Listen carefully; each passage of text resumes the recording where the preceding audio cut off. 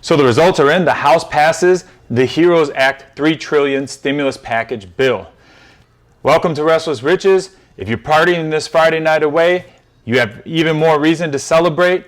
You may receive another $1,200 check. So let's go through it here and get my reaction.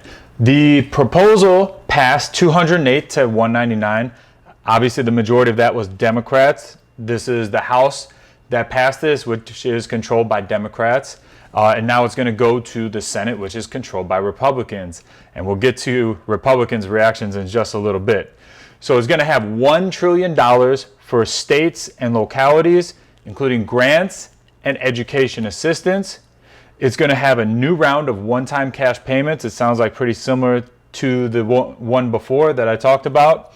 It's going to extend the duration of enhanced jobless benefits. It's going to help cover some rents and mortgages.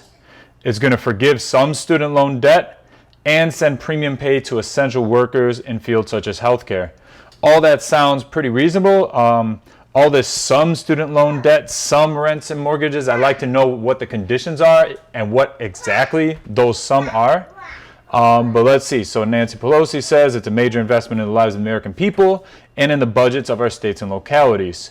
So there was a key hurdle, which is why it went into Friday night, besides Chloe getting crazy over there. Republicans wanted to strip out a provision enabling undocumented immigrants who have tax ID numbers to receive direct stimulus payments, but it seems that went through. Republicans say, this is quote unquote from Mitch McConnell, the Senate Majority Leader, of the prospects of the bill passing in the GOP-led Senate.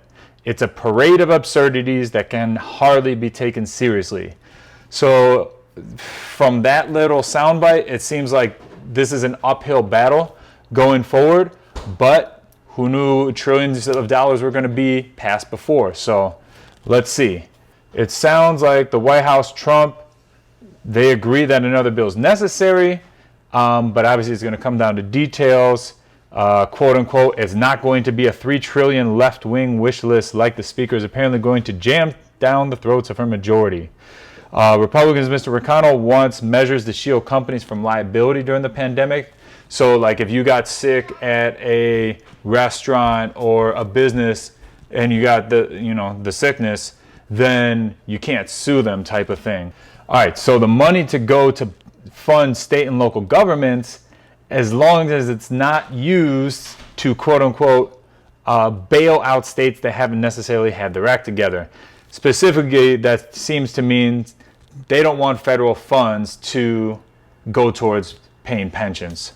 There was another one where Representative Pramila Jayapal, I hope I'm saying that right, she wanted to provide grants to employers to cover paychecks of up to $100,000 a year, but it looks like that didn't go through. Also subsidize COBRA healthcare payments for laid off workers instead of providing government-sponsored healthcare. Maybe this affects you if you have been laid off and you're on COBRA.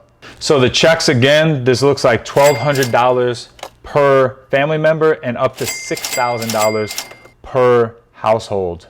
So obviously there were some bipartisan jabs going on, but not everyone stuck to their party line. So we've got this guy, Peter King of New York, Republican, that said, I don't like voting for it, but for me, it's like life or death. And then you had the minority leader, Republican, he criticized the bill saying it's not going to go anywhere. So you have a lot of back and forth going on there.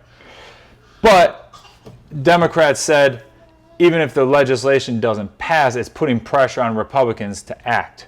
The end result of this is, even though the Republicans say this bill has no chance of passing in the Senate, Democrats feel like they have to do something to get the ball rolling, because you can't just criticize and say this bill is no good, although some people think it's awesome, obviously. Hit like below if you agree. You can't just complain about it and do nothing. So hopefully this is forcing action. We need some action. Things are going, not so great lately with unemployment. I've read reports it's going to peak at 25%. Who knows? Maybe it could go even more without additional stimulus. One interesting provision is that They initiated remote operations for 45 days to hold committee meetings and vote. So, you know, it's kind of interesting because normally they have to be physically present to vote.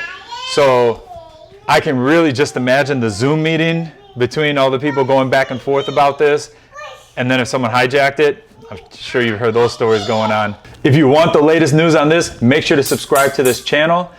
Don't go looking on Google because I heard they got a bunch of fake news. So if this video is up, you know it's real news. If you're tired of all that fake news too, comment below because I think we're all sick of it at this point.